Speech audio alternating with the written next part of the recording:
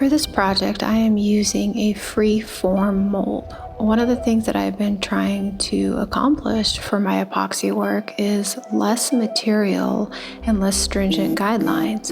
By using flour and creating a pocket, I was able to line it with some saran wrap and create a mold of any shape and size that I wanted.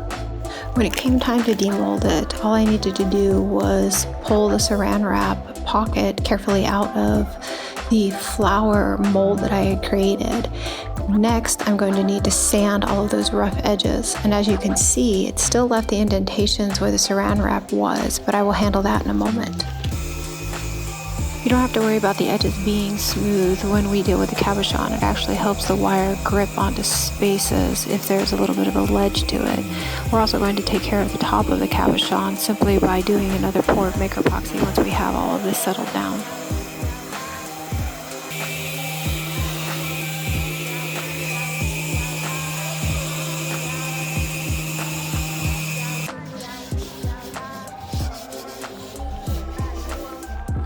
I waited until the Maker Epoxy was slightly towards the end of its pot life, so at about the 30 to 40 minute mark, in order to help it stick to the side walls, pouring over the edges of the cabochon.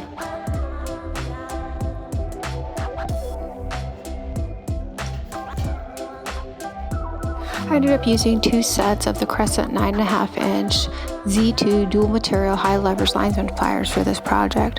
As I was wrapping the wire, it became a bit of a struggle just using one set, so I was able to utilize 2 in order to keep the metal binders basically in place due to the flathead section of those pliers. Now, if you've never seen cabochons used in jewelry, they're often used wrapped in wire as a pendant, either as a bracelet or as a pendant on a necklace. Having a background in jewelry has really led to some great discoveries with my epoxy and woodworking, that integration of art as well as more traditional means in order to make things look cool. You'll see here at the bottom a picture of a wire-wrapped cabochon and how rad they really can be. When fitting the wires around the cabochon, you need to start with the base. I went with 5 wires that I then used the linesman's pliers to hold those 5 wires in place, so I proceeded to wrap a thinner gauge wire around. This acted as a stabilization point, and I will continue to add 2 more around the edge of the cabochon in order to cage it in before doing the final wrap at the top. If you really want to know how to effectively wire wrap a cabochon, I would encourage you to go down to your local Barnes & Noble or local bookstore and go to the jewelry making section. You'll be amazed at the amount of metal work as well as epoxy work and woodworking that you can find in the jewelry section. It's quite a fascinating crossover between the 2 fields. Keep wrapping the wire around pivot points of your cabochon in order to stabilize it within the wire cage that you are creating. This is where the pliers really came in handy because I was able to use my left hand and hold the set there to stabilize the 5 wires, and then in turn take some of the other pliers as well as a needle nose set that you don't see here and wrap that thinner gauge wire around them. Keep working the wire wrap until you have formed a cage. This was more of a free form part of this. I just kept pulling one of the wires and then continued to twist and turn them until they locked the cabochon in place.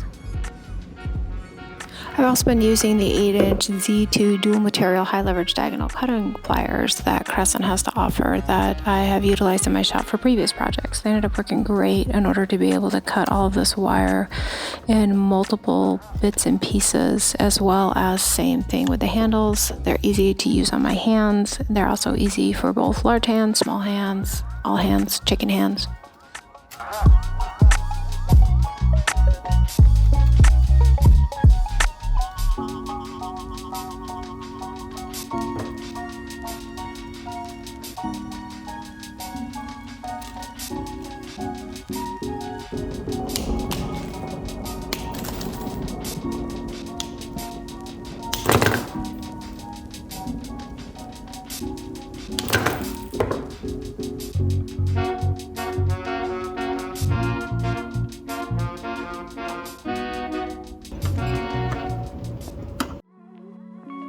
Now I can either wear this as a big giant necklace around my neck, or I'm going to go ahead and mount it to a piece of wood, I think, and get a nice frame around it and hang it somewhere around the house. Or I could even just hang it as kind of a sun catcher coming through any areas of the house that I want to add a little bit of beauty to.